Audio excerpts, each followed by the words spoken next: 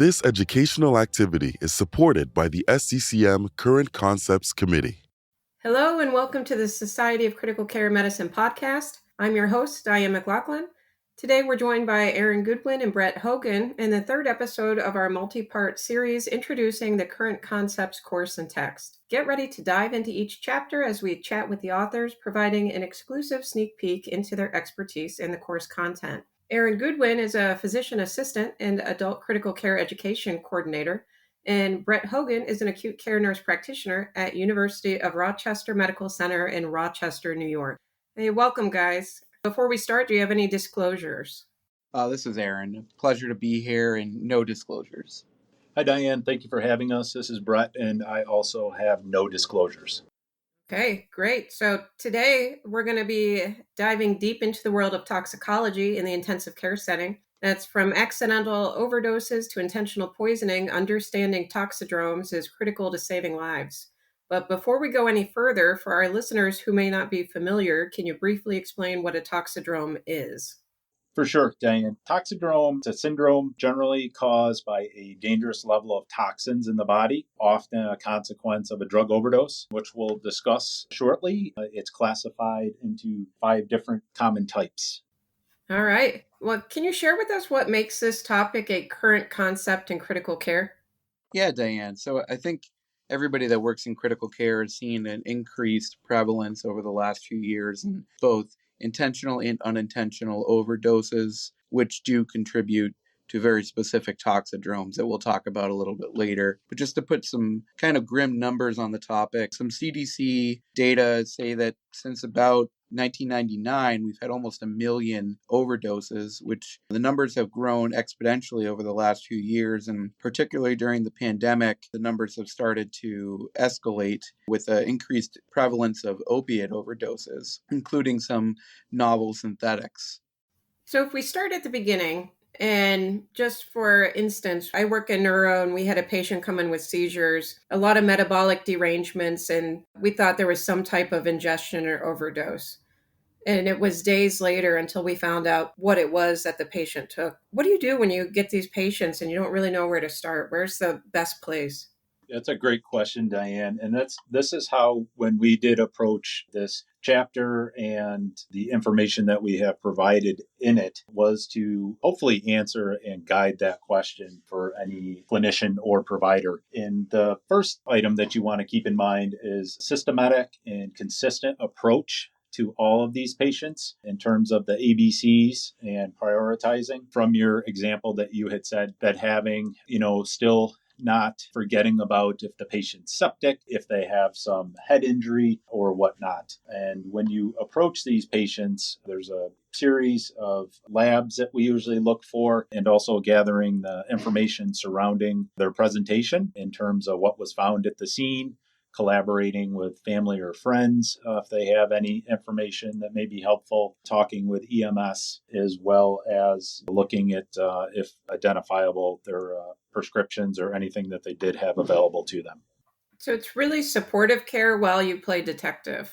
Yeah, that's a great way to put it. The majority of this, until we can certainly start honing in on some of these toxidromes and the specific overdose medication or drug that they took, is certainly the supportive care until we can get more specific. So let's look at these toxidromes individually, starting with sympathomimetics. What are some common agents that fit in this group? Yeah, so some common sympathomimetics that we will see patients present with would be cocaine, methamphetamine, or MAOIs. And then what do these patients look like on presentation? Is there anything unique to this group? Yeah, so these patients usually come in, when you think of a sympathomimetic toxidrome, they're usually somewhat agitated, they're usually tachycardic, they may be hyperthermic. One thing that will differentiate a sympathomimetic toxidrome from another similar one, an anticholinergic, will be they will typically be diaphoretic as well. And usually the most common presenting complaint is related to their agitation. So is there anything specific for a treatment protocol that's different in this group? The treatment, like most toxidromes, is generally supportive. Benzos is first line for agitation, are a good place to start. You could also consider an antipsychotic as needed. The other considerations would be that specifically hyperthermia should be monitored and controlled as needed. And controlling the agitation can sometimes prevent any unwanted rhabdo symptoms that may present. The one thing that I'm sure everybody is aware of in the literature is the mixed data on beta blockade use, specifically regarding cocaine. That is one point that I think clinicians should be aware of. Wait, so is that an old wives' tale? So the thought is that you can't give beta blockers because of unopposed alpha activity. Is that right? Yeah, I think that is what there have been a few case reports about. There have not, at least in the literature searches I've looked at, and we included in our chapter, looked at any mixed alpha and beta blockade. No adverse events reported with the mixed beta blockade, but that is the common wisdom with unopposed alpha. So would you use a beta blocker if you needed to? I think in the right clinical setting, everything should be considered. But by and large, if it's tachycardia in the setting of a cocaine overdose, unless there's a significant amount of tachycardia-induced ischemia, I would probably avoid that. Okay, so interesting. You tolerate a little bit of tachycardia in these patients. Exactly. Okay, cool. So you mentioned anticholinergic toxidromes. Do you want to speak a little to that? What medications? I think we all know anticholinergic agents, but anything outside of over-the-counter medications, and then how do they present? Yeah.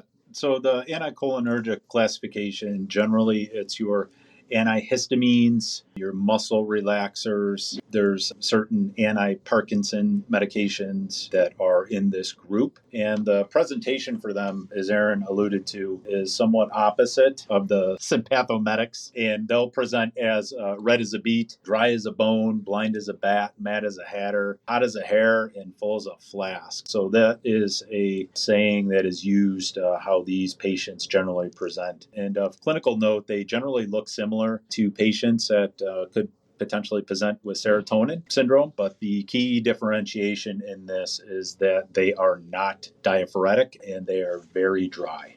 Can you please say that little rhyme one more time? I've never heard that before, so Yeah. I just want to remember it. It's red as a beet, dry as a bone, blind as a bat, mad as a hatter, hot as a hare, and full as a flask. Please tell me you thought of that. No. Oh, no. Cannot take credit on that one. All right, so anything different with treatment in these patients?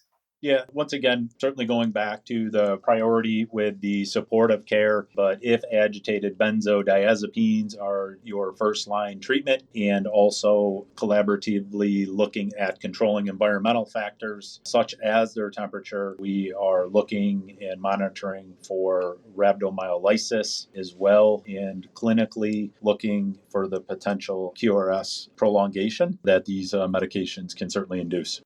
How much of these medications do you really need to take to develop a toxidrome?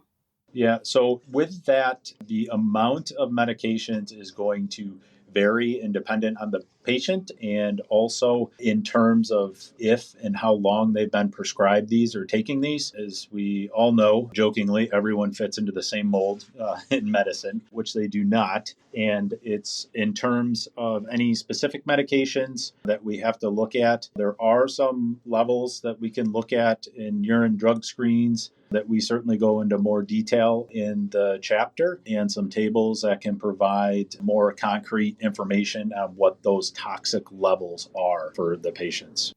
Now, we know there's been a rise in opioid-related cases, especially with some of the new agents out in synthetic drugs. How do we handle these cases?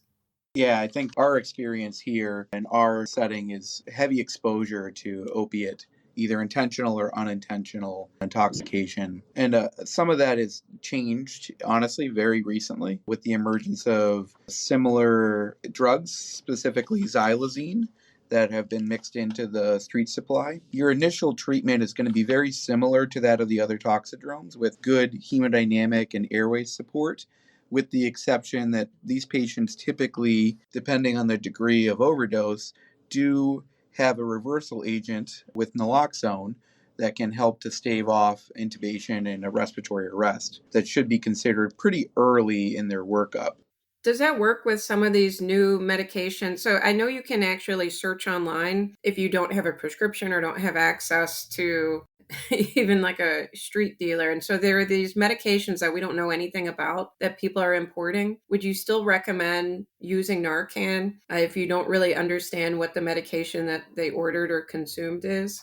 Yeah, I think if the patient is showing signs of decreased respiratory rate, the downside to using naloxone is relatively low, especially if used appropriately. In the opiate naive patient, the likelihood of inducing a withdrawal syndrome is pretty low. In chronic opiate user, the likelihood of inducing withdrawal syndrome is higher. However, if it is judiciously titrated to the effect, which is really just improvement in respiratory drive, not wakefulness, then the likelihood of a withdrawal syndrome is much lower. And rarely, naloxone has been reported to induce some pulmonary edema as well, but that is pretty rare and would not outweigh the benefit of giving it to somebody with an impending need for intubation.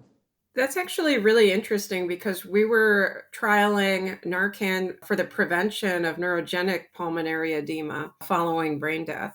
So it just tells you all of these medications can do pretty much anything, and you just really have to know them. So it's shocking to me how many people in the ICU have never actually administered Narcan. Are there any tips that you can give to our listeners?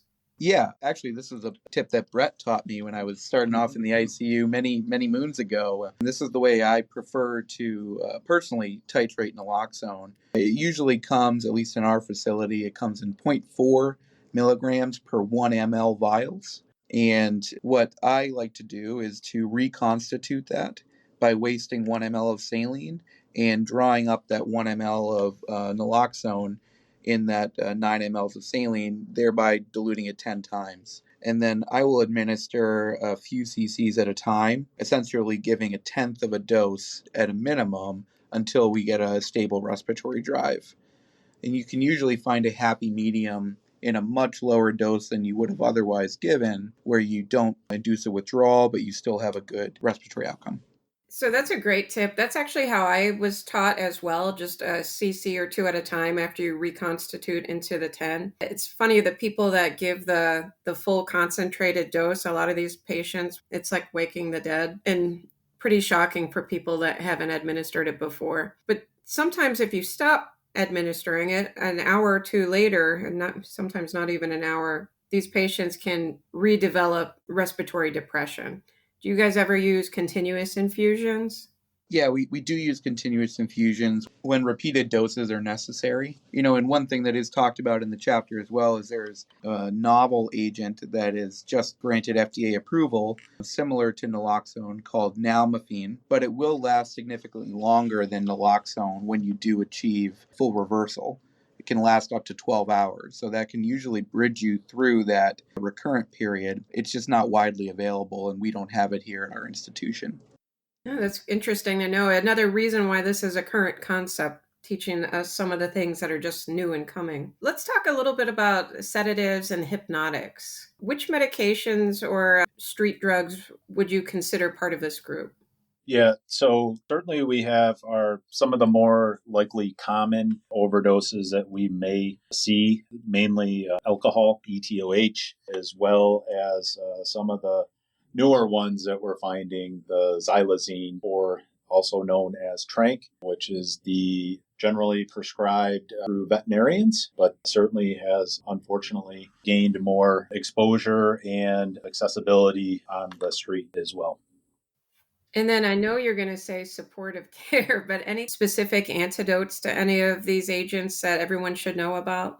Certainly, it may be a sort of review for the majority of people, but certainly with the ETOH intoxication that we always have to be mindful of, depending on when they come in, the amount they drank, looking for that timeline of potential withdrawal and or having hallucinations and seizures and the delirium tremors that we see with that type of intoxication. Along those lines, also looking to provide Wernicke's prophylaxis with thiamine and folate in that period as well. But generally for the alcohol withdrawal, the benzodiazepines are typically considered first line. Here at our institution. Phenobarb has been increasing certainly in usage and accessibility and does seem to work well with these patients. Now, you guys have worked in critical care a long time. Is there anything writing this chapter that really surprised you? For me, that's a surprising thing throughout looking at this and working with Aaron and Katie, one of our other colleagues who was unable to make this, that the amount of information that is out there can be very daunting. And as we alluded to and stated earlier, that there's multiple avenues and adverse effects from medications and what they're used for. So I think that was one of the most challenging things for me and eye-opening. And as I stated, that we try to direct this information so you can take care of the overdose patient and have an algorithm that would be useful and applicable to this patient population. Other than buying this book and attending this course, are there other resources that are readily available that you recommend people be familiar with when treating patients that present with suspected ingestion or overdose? Yeah, I think, Diane, to your last question, one thing I would add to what Brett said is that this course in this chapter is really putting patients into 5 nice, neat categories, which the vast majority of patients that present with some degree of a toxidrome rarely fit into one pure category. So understanding that the patient that has probably some degree of anticholinergic toxicity may also have other agents on board that may benefit from, things like phenobarb, if there's a degree of benzo involved, or, just the fact that most toxidromes and overdoses do not come as a sole agent. I think there's a lot of good resources available online. I hope that this chapter does provide a lot of good resources to patients. I think for very specific overdoses, we have the luxury here of a toxicology service, but patients or clinicians nationwide may actually use their local poison control center as a good resource as well. How would you apply the most recent evidence into your practice? Like, has your practice changed since writing this chapter? I've noticed a significant change here in our community in the last year, specifically with a massive increase in fentanyl overdoses and the recognition, I think, by myself and the local community here of an increased prevalence in xylazine as well. That's one thing that I think we see the most of. I think that's the biggest change to my personal practice. And for my practice, it's certainly still working collaboratively with our toxicology colleagues, but for my own knowledge base as well, being more readily identifiable in terms of their clinical presentation and or the adverse effects of the overdose, and looking to, potentially get some antidotal medications in place earlier, some lab draws as well. So just being cognizant and having a wider array of potential interventions available to the patient. And I'm lucky that I got a sneak peek at this because I know this probably isn't going to be shocking to you, but I'm a little bit naive to what's going on in the community in terms of drug use or substance use. And so there are things that I've never even heard of, like, what is it, kratom? Yes, kratom, that is unfortunately sold in tea shops as well as corner stores and on the street, and is very readily available, that can mimic some of the analgesic properties of our medications out there. Unfortunately, abusing it can certainly cause respiratory failure, renal failure, rhabdomyolysis as well. So, I mean, just talking to you guys and reading your chapter and preparation, there's a lot of more that I'll be watching for or putting in the differentials that honestly I didn't even know existed. So I really appreciate you guys writing this. Thank you. So, Thank you. Yeah, it was a great experience for the three of us as well, and we're excited to have this out there and continuing the education aspect of it. so I think my last question for you is going to be, is there anything coming, anything pending about the topic that might emerge in the next few months or years? That's a great question. Just as we've seen anecdotally after COVID, the amount of overdoses and some associated, mental health crises that we've seen with these medications, as Aaron alluded to earlier in the discussion that right now we are seeing a majority of fentanyl and cocaine and the xylazine as well. And I'm amiss to say this, but unfortunately, there will be another drug that will be coming on the street that we would think of how to abuse. Yeah, That actually is very disappointing to hear. yeah. In fact, doing a lot of the research for this chapter is another one we haven't mentioned yet, isotoniazine, another one that I was completely unaware of before writing this chapter, that is another synthetic opioid that has popped up in various clusters through Europe and the US. And unfortunately, that's most likely going to be the more current change, is more and more synthetic opiates. So, in conclusion, I'm hearing to have a high suspicion for different agents based upon the presentation, that supportive care is paramount, and then utilize your resources for targeted treatment. Does that sound about right? Yeah, exactly. And so this concludes another episode of the Society of Critical Care Medicine podcast. For more on current concepts, please listen to the series. And don't forget, if you're listening on your favorite podcast app and you liked what you heard, consider rating and leaving a review. From the beautiful shores of Lake Ontario, for the Society of Critical Care Medicine podcast, I'm Diane McLaughlin. This educational activity is supported by the SCCM Current Concepts Committee. Diane C. McLaughlin, DNP, AGACNP-BC, CCRN, FCCM, is a neurocritical care nurse practitioner at University of Florida Health, Jacksonville. She is active within SCCM, serving on both the APP Resource and Ultrasound committees, and is a social media ambassador for SCCM. Join or renew your membership with SCCM, the only multi-professional society dedicated exclusively to the advancement of critical care. Contact a customer service representative at 847-827-6888 or visit sccm.org/membership for more information. The SCCM podcast is the copyrighted material of the Society of Critical Care Medicine, and all rights are reserved. Find more episodes at sccm.org/podcast. This podcast is for educational purposes only. The material presented is intended to represent an approach, view, statement, or opinion of the presenter that may be helpful to others. The views and opinions expressed herein are those of the presenters and do not necessarily reflect the opinions or views of SCCM. SCCM does not recommend or endorse any specific test, physician, product, procedure, opinion, or other information that may be mentioned.